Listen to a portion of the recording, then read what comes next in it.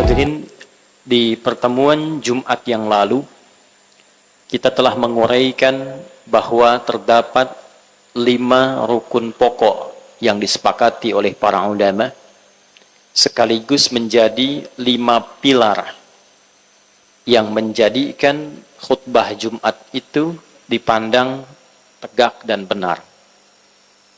Hilang satu pilarnya, maka runtuh salah satu rukunnya.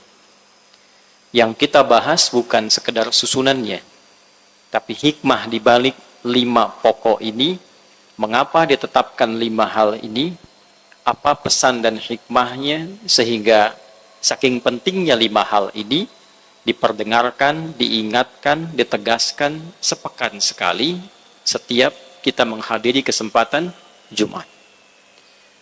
3 pilar telah kita bahas di pertemuan yang lalu, yaitu pertama, pilar hamdalah yang menjadikan kita dan dituntun kita untuk mengekspresikan syukur dengan memuji Allah Subhanahu wa Ta'ala, sehingga dengan itu diharapkan semua tapak kehidupan yang kita lalui, yang dievaluasi setiap pekan, melahirkan kebahagiaan, ketenangan, dan puncak tawakal kepada Allah Subhanahu wa Ta'ala.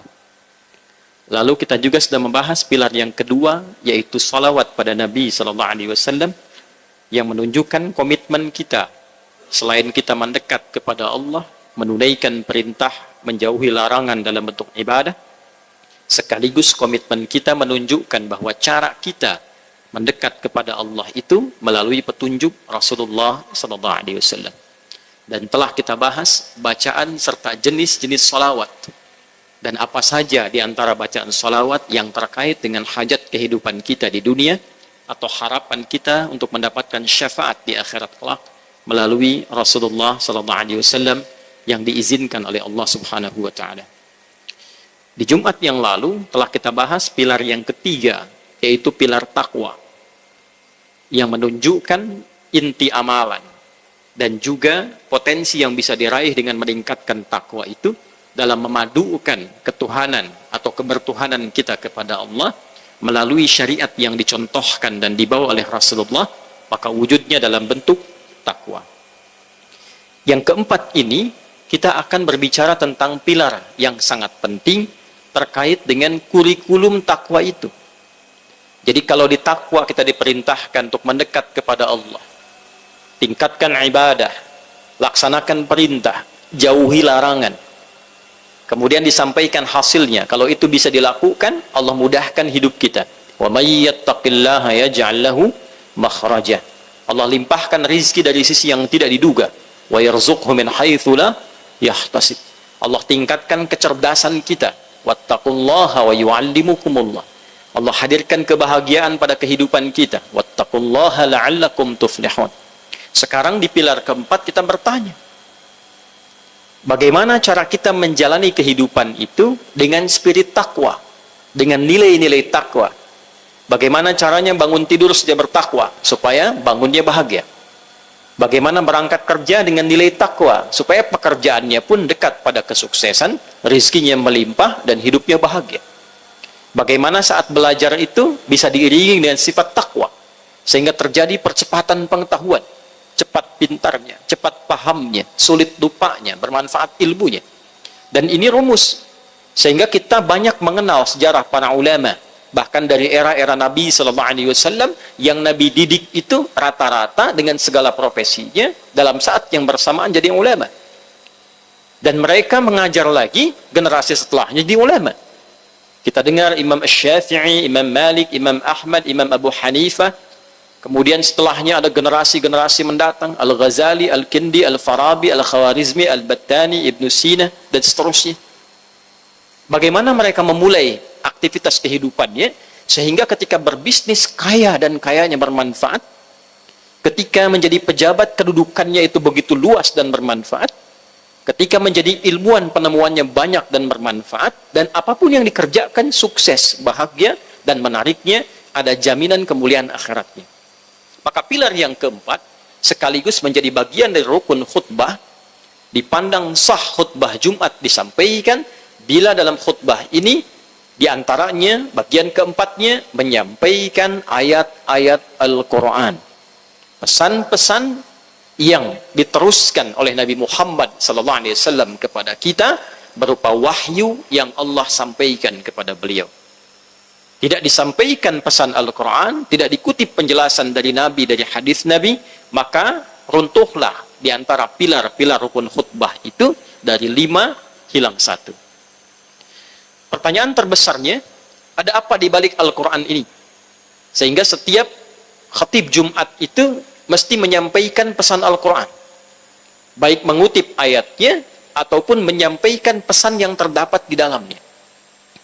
Hadirin sekalian, rahasia di balik itu yang pertama ditegaskan oleh Allah di dalam Al-Quran surah kedua Al-Baqarah di ayat 185. Allah sampaikan, A'udzu billahi minasyaitonir rajim. Bismillahirrahmanirrahim. Syahrul Ramadhan alladzi unzila fihi al-Qur'an hudan lin-nas wa bayyinatin minal huda wal furqan. Di bulan Ramadan itu, bulan yang termulia, bulan yang suci, bulan yang penuh berkah, bulan yang penuh rahmat, bulan yang penuh maghfirah, dengan semua sifat kemuliaan itu, pada saat itulah Al-Quran diturunkan. Untuk menunjukkan keagungan Al-Quran, bahwa di dalam Al-Quran itu ada rahmat, di dalam Al-Quran ada maghfirah, di dalam Al-Quran ada itqum minan nar, di dalam Al-Quran ada kebahagiaan. Maka tidak diturunkan Al-Quran kecuali pada bulan, pada waktu yang menghimpun seluruh keistimewaan dan keutamaan tadi. Untuk itulah sebabnya saat Ramadan kita senang berinteraksi dengan Al-Quran. Tarawih diperbanyak bacaan Al-Quran. Di luar tarawih kita tilawah Al-Quran, berlomba untuk khatam Al-Quran. Tapi apa sesungguhnya hikmah di balik interaksi kita dengan Al-Quran? Tujuan baca Al-Quran itu untuk apa? Apakah untuk khatam saja? Atau ada tujuan yang lain? Apakah untuk sekedar baca saja? Atau sesungguhnya Allah menginginkan hal yang lain? Rasulullah menginginkan hal yang lain? Maka ditegaskan oleh Allah Subhanahu wa taala, hudal linnas. Al-Quran itu diturunkan tujuan pokoknya untuk menjadi pedoman kehidupan bagi seluruh manusia. Allah menegaskan Al-Quran itu 6.236 ayat, 114 surah, 30 juz, itu kurikulum hidup kita. Dari bangun tidur sampai tidur kembali, urusan dunia, alam kubur sampai akhirat, di situ ada semuanya. Jadi hidup kita ini, yang kita jalani di dunia saat ini, kalau ingin arahnya tepat, ingin dekat kepada kebahagiaan, ingin dekat pada kesuksesan dan benar menjalaninya, maka caranya rujuk kembali petunjuknya di Al-Quran. Bagaimana cara bangun yang baik? Yang sederhana, bagaimana cara makan yang baik? Memperolehnya bagaimana? Makannya bagaimana? Apa yang harus dimakan? Apa yang tidak boleh dimakan? Karena itu ada makanan yang halal, ada makanan yang haram. Bagaimana cara kerja yang benar? Karena itu ada yang halalan thayyiba. Bekerjalah seperti ini. Kulu mimma fil ardi halalan thayyiba. Silahkan kerja dengan cara yang legal. Dapatkan dengan cara yang benar. Konsumsi yang menyehatkan. Karena itu dilarang untuk korupsi. Dilarang untuk mencuri. As-sariqu was-sariqatu faqta'u aydiyahuma. Pencuri itu, koruptor itu, tangan aku ciptakan untuk bekerja dengan baik, bukan untuk mencuri. Daripada dipakai mencuri, potong saja tangannya, supaya tidak punya kesempatan mencuri lagi. Semua ada di situ. Cara belajar ada. Bagaimana belajar yang benar? Datang ke majlis ilmu seperti apa? Ya ayyuhalladzina amanu idza qila lakum tafassahu fil majalisi fafsahu yafsahillahu lakum. Bagaimana cara mendapatkan ilmunya sampai pulang lagi jadi orang hebat? Wa ma kana al-mu'minuna liyanfiru kaffah falawla nafara min kulli firqatin minhum ta'ifah liyatafaqahu fid din wa liyunziru qaumahum idza raja'u ilaihim la'allahum yahdharun. Sampai urusan rumah tangga. Mencari jodoh bagaimana? Lamaran bagaimana? Menikah seperti apa? Tugas suami bagaimana? Tugas istri bagaimana?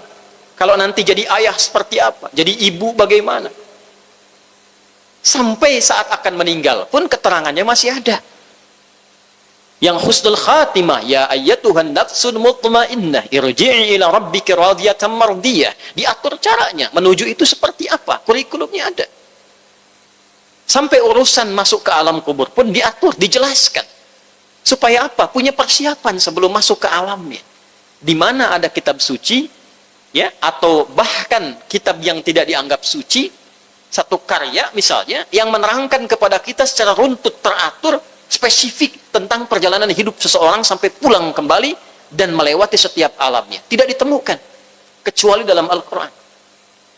Wajar ditemukan di Al-Quran, karena yang menyampaikan Al-Quran yang berfirman pencipta kita. Karena itu disampaikan yang belum kita tahu, karena sifat Allah maha mengetahui. Karena Allah tahu alam kubur, kita belum tahu, disampaikan ini situasinya. Ini bekalnya, disiapkannya seperti ini. Itulah kurikulum kehidupan yang disampaikan dan diajarkan melalui Rasulullah SAW. Dan dipilih oleh Allah tempat yang paling terbelakang. Lembah, tandus, tidak ada peradaban. Biwadin ghairi dhi zar'in 'inda baitikal muharram. Kata Nabi Ibrahim alaihissalam sebelum kedatangan Nabi Muhammad sallallahu alaihi wasallam. Kriminal semua pelakunya pada umumnya secara garis besar. Pemabuk ada, pezina banyak, pembunuh merebak. Tapi perhatikan, Allah tidak menurunkan tongkatnya Nabi Musa, mu'jizatnya Nabi Sulaiman, Nabi Daud, atau Nabi Isa alaihissalam. Yang Allah berikan pada Nabi Muhammad Al-Quran untuk merubah kehidupan itu. Landscape kehidupannya dirubah. Setelah turun Al-Quran, tiba-tiba kota itu menjadi maju. Yang pintar banyak, yang baik semua menjadi baik. Jadi punya peradaban. Yang kaya makin kaya dan kekayaannya bermanfaat. Yang pintar makin pintar dan kepintarannya bermanfaat. Dan hebatnya, dibawa ke tempat manapun, semua tempat itu maju, punya peradaban, sukses, dan membahagiakan kehidupannya. Itulah Al-Quran. Nah, dalam Jumat ini, kenapa penting isi Al-Quran disampaikan? Sesungguhnya bagi khatib itu bukan sekedar mengutip. Dan bukan cuma cari tema. Apalagi cuplik Google sebelum berangkat. Lantas kemudian asal disampaikan, bukan begitu caranya. Yang terbaik lihat landscape masyarakat sekitarannya. Siapa yang datang ke Jumat itu? Apa problematika di sekitarannya? Dari mulai level yang lokal ke nasional sampai level global. Lalu tunjukkan kurikulum Al-Quran dari persoalan itu, solusinya seperti apa? Kalau ingin dibuat misalnya kurikulum-kurikulum berjenjang, materi-materi yang berketerusan ke depan, secara kontinu, dibikin tema. Dibuatlah tema. Untuk itulah para ulama mengeluarkan tema-tema kehidupan dari Al-Quran. Seperti Imam Al-Bukhari mengeluarkan 97 tema. Lalu disandingkan dengan penjelasan dari Nabi. Ini ayatnya, hadisnya apa? Temanya apa? Ayatnya apa? Hadisnya apa? Ini kurikulumnya. Maka 97 bab di dalamnya. Diberi nama Al-Jami As-Sahih, Al-Musnad Al-Mukhtasar min umuri Rasulullah SAW wa sunanihi wa ayyamihi. Ini kumpulan tema-tema besar di dalamnya tentang rumusan kehidupan. Kemudian keterangannya tersambung pada Nabi, penjelasannya singkat, berisi keterangan Nabi dan kegiatan harian Nabi SAW dan sunnahnya. Keluarkan dari situ. Misal Anda bertanya, ini iman saya suka naik turun, kalau naik semangat ibadah, kalau turun malas, bagaimana mengatasinya? Buka topik kedua, Kitabul Iman, ayatnya apa saja, hadisnya ada 57, subtopiknya apa, apa yang membuat iman kita turun, waspadai. Apa yang menjadikan iman kita naik, ini kerjakan. Itu dikeluarkan, tunggangi selama hidup. Di sini rata-rata pembelajar, guru pengajar, murid belajar. Keluarkan kurikulum ilmu, Kitabul Ilmi. Topik ketiga di Al-Bukhari. Ayatnya apa saja? Adik-adik yang belajar, kalau pengen pintar apa ayat Qurannya? Kalau pengen cepat paham apa ayat Qurannya? Kalau tidak ingin lupa, apa ayat Qurannya? Apa hadisnya? Bagaimana cara mengajar yang efektif? Kok bisa mata pelajaran yang sama, orang lain menyampaikan begitu mudah, tapi sisi yang lain yang ini sulit menyampaikan? Bagaimana cara kita bisa menjelaskan dengan baik? Sementara saat kita diciptakan itu, kita punya kemampuan menerangkan dengan jelas. Ar-Rahman, 'allamal Qur'an, khalaqal insan, 'allamahul bayan. Khalaqal insan, saat Allah menciptakan manusia itu, bersamaan dengan penciptaannya, 'allamahul bayan, diberikan kemampuan untuk menerangkan. Karena itu ketika ditanya, mau makan apa? Bisa menjelaskan. Mau minum apa? Bisa menjelaskan. Tadi dari mana? Bisa menjelaskan. Itu di semua aspek. Jadi kalaupun kita dipercaya sebagai pengajar, bisa menerangkan. Dipercaya sebagai pengusaha, bisa menerangkan. Semua aspek itu ada di dalamnya. Allamahul bayan. Ini yang kita turunkan. Karena itu akan lebih baik setiap tema-tema dalam Jumat itu bisa dirumuskan, bisa dipetakan sesuai dengan kebutuhannya, sehingga menjadi kurikulum kehidupan yang kita rasakan. Itulah hikmahnya kenapa dalam Jumat seringkali dikutip ayat Al-Quran dan menjadi bagian dari rukun khutbah, karena di dalam Quran ada kurikulum kehidupan kita. Itulah yang menjadi PR penting kita. Setiap datang Jumat, coba evaluasi diri kita.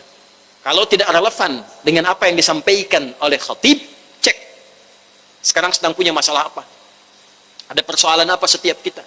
Nah, setiap Jumat datang ke Jumatan, ingat itu. Rukun khutbah yang keempat, ayat Quran.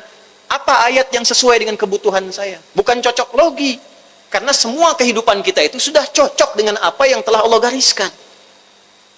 Sudah sesuai. Semua solusi ada di Quran. Keluarkan ayatnya. Masalah utang. Keluarkan ayatnya. Bagaimana cara melunasinya? Kenapa mesti berutang? Besok bagaimana nggak ngutang lagi? Ayatnya lengkap kok. Utang piutang. Ya ayyuhalladzina amanu idza tadayantum bidain. Bahkan ayat terpanjang dalam Al-Quran. Al-Baqarah ayat 282 itu. Sampai solusinya di 200 sampai ke 283. Runtut itu. Masalah rumah tangga, keluarkan. Cek lagi, evaluasi. Semua ada. Jadi bila khatib menyampaikan masalah keumuman masyarakat terkait dengan kurikulum kehidupan yang ada di dalam Al-Quran sebagai solusi, kita sebagai pribadi ingat ketika Jumat saya punya masalah apa, keluarkan. Tidak paham ayatnya, tanyakan pada khatibnya, tanyakan pada ulamanya. Itulah sebabnya kadang-kadang di satu daerah itu dalam beberapa meter ada alimnya, ada ulamanya, ada masjidnya. Dulu setiap ada masjid, di situ ada imam besarnya, ada muftinya, punya kemampuan untuk menjelaskan.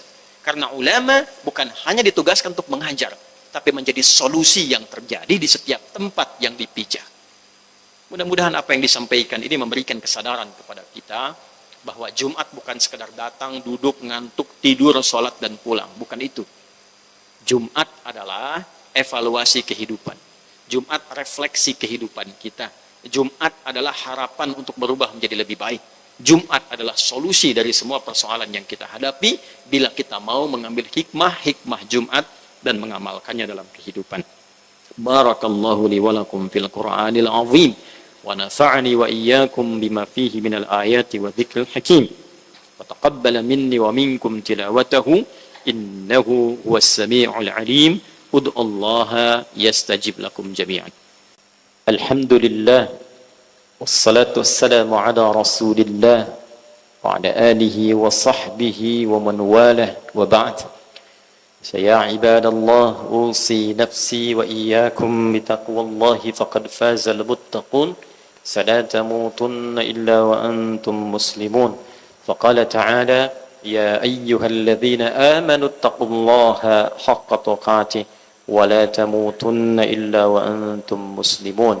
وقال تعالى إن الله وملائكته يصلون على النبي يا أيها الذين آمنوا صلوا عليه وسلموا تسليما اللهم صل وسلم وبارك على حبيبك الكريم رسولك المصطفى الأمين نبينا وسيدنا محمد وعلى آله وصحبه أجمعين اللهم نحمدك حمدا كما علمتنا أن نحمدك وشكرا كما علمتنا أن نشكرك أنت المقدم وأنت المؤخر بيدك الخير إنك على كل شيء قدير ربنا تقبل منا إنك أنت السميع العليم وتب علينا إنك أنت التواب الرحيم اللهم اجعلنا من أهل القرآن واجعل القرآن صحيبا لنا في الدنيا وشفيعا لنا في الآخرة يا أرحم الراحمين اللهم نور قلوبنا بنور القرآن ونور عقولنا يا الله نور عقولنا يا الله بعقل القرآن نور حياتنا يا الله بحياة القرآن اللهم نور قبورنا يا الله بنور القرآن ونور يا الله أخرانا بنور القرآن ربنا آتنا في الدنيا حسنة وفي الآخرة حسنة وقنا عذاب النار وصلى الله على سيدنا محمد وعلى آله وصحبه أجمعين وآخر دعوانا سبحانك اللهم ربنا وبحمدك Nashhadu an la ilaha illa anta nastaghfiruka wa natubu ilaik.